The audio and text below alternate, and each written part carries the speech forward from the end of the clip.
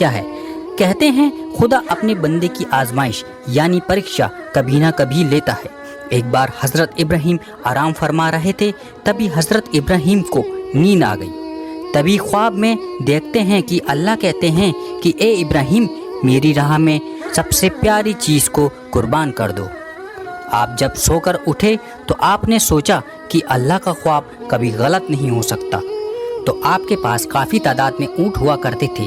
آپ نے اللہ کی خدمت میں 100 اونٹوں کی قربانی کر دی۔ پر پھر رات کے خواب میں دیکھا کہ خدا کہتے ہیں کہ اے ابراہیم، اپنی سب سے پیاری عزیز چیز قربان کرو۔ صبح اٹھے تو سوچنے لگی کہ میری سب سے پیاری چیز تو میرا بیٹا اسماعیل ہے۔ بس پھر کیا تھا، حضرت ابراہیم نے ارادہ کر لیا کہ اپنے عزیز بیٹے کو راہ خدا میں قربان کروں گا، اور اپنی بیوی حاضرہ سے کہا، اے حاضرہ، میرے بیٹے کو غسل کراؤ، عطر لگاؤ، اچھے سے تیار کراؤ، آج ہم اپنے دوست کے گھر دعوت پر جا رہے ہیں۔ بیوی حاضرہ خوش ہو کر اپنے بیٹے کو تیار کرنے لگی، اور حضرت ابراہیم اپنے بیٹے کو فلسطین سے مکہ کی طرف روانہ ہونے لگے۔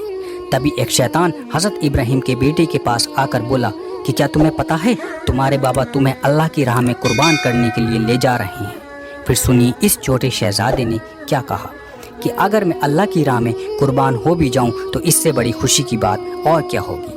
اس کے بعد شیطان حضرت ابراہیم کے درمیان گیا اور بولا کہ اے ابراہیم، تم اپنے بیٹے کو کیوں قربان کر رہے ہو؟ کیا تمہیں پتہ ہے کہ تمہاری قربانی قبول ہوگی بھی یا نہیں؟ یہ سننے کے بعد حضرت ابراہیم پتھر اٹھاتے ہیں اور شیطان پر لعنت کرتے ہوئے پتھر مارتے ہیں۔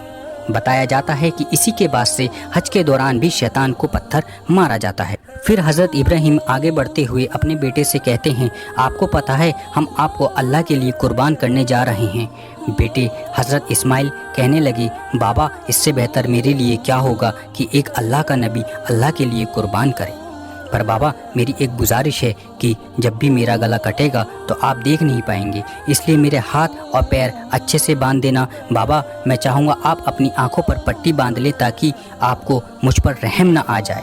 پھر حضرت ابراہیم نے اپنے بیٹے کے ہاتھ اور پیر باندھ دیے اور اپنی آنکھوں پر پٹی بھی، اور اپنے ہاتھ میں چھری لے کر آسمان کی طرف دیکھا اور کہا، اے اللہ، اگر تو اور بھی بیٹے دیتا تو بھی سارے بیٹے میں تم پر قربان کر دیتا۔ یہ کہہ کر جیسے ہی چھری بیٹے کی گردن پر لے جانے لگی تو اللہ نے فرشتے جبرائیل سے کہا کہ اے جبرائیل، جنت سے ایک جانور لے کر جاؤ اور اسماعیل کو ہٹا کر وہ جانور رکھ دو۔ ابراہیم اپنے امتحان میں پاس ہو گیا ہے۔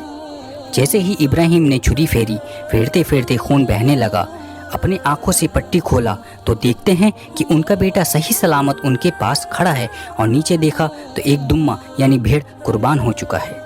حضرت ابراہیم نے اللہ کا شکر ادا کیا، اور تبھی غیب سے آواز آئی، اے ابراہیم، تیرے اس امتحان کو یاد رکھا جائے گا، اور تیری سنت کی ایمان والے ہر سال یاد کریں گے اور قربانی پیش کریں گے۔ عید کے 70 دن بعد بقرہ عید منایا جاتا ہے۔ ہندوستان، پاکستان، بنگلہ دیش سمیت اور بھی دیشوں میں یہ تہوار منایا جاتا ہے۔ بقرہ عید میں ہوئے قربانی کے گوشت سے 3 حصے نکالے جاتے ہیں۔ پہلا حصہ غریبوں کے لیے، دوسرا حصہ رشتہ داروں کے لیے، اور تیسرا حصہ خود کے گھر اور مہمانوں کے لیے ہوتا ہے۔